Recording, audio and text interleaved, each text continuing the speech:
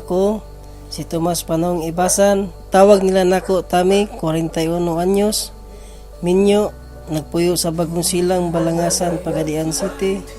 Usa ko kasiman, sa wala pa ko nangalagad sa Ginoo, akong kinabuhi gubot, dali kong masuko, dili ko pautang istorya, maong dali ko makakita og away.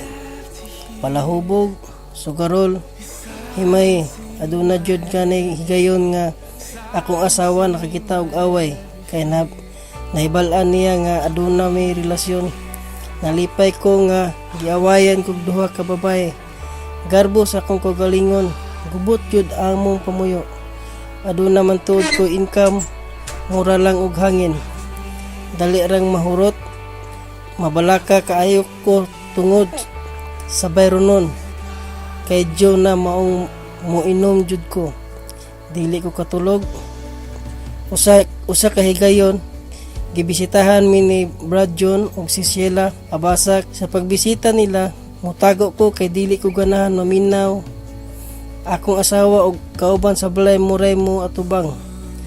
Bisan tuod mutago ko, pero makadungog ko kay kusgo na si Sheila iyang tingog. Tulog yun to kahigayon, misalang sila. Wala mo na mura gibati kog kamingaw. Sa pagbalik nila gibati kog kalipay. Nagandam dayon ko og snack ug ning lingkod nako naminaw sa pulong sa Ginoo.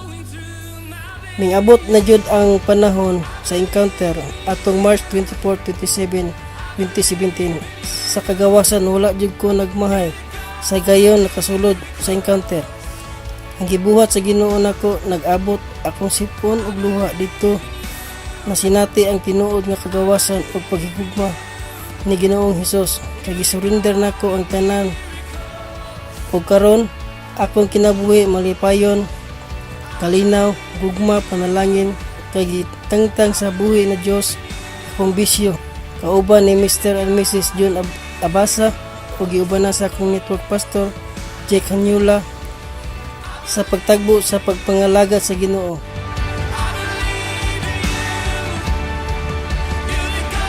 Samtang migawas ko sa encounter, sinati na ko nga unsa ka maayo ang Ginoo. Gitagaan ko niya negosyo nga makasustainer sa among pamuyo sa gastuhon.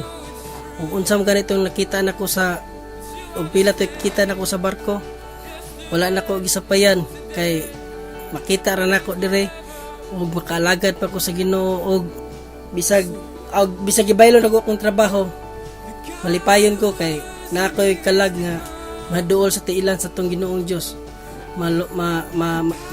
Sinati nila ang akong kasinatian karon nga gidawat na ko ang Ginoo.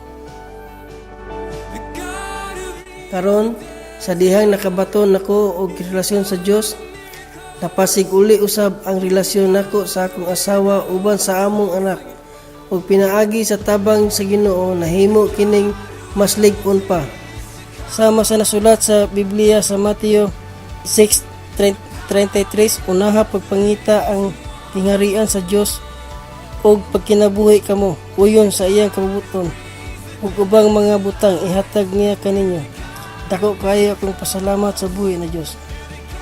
Sa makausa, ako si Tomas Panong Ibasan, 41 anyos, tawag nila sa kuha Tami, usa ka bana, amahan, businessman, ug labaw sa tanan, anak ug servant sa Ginoo.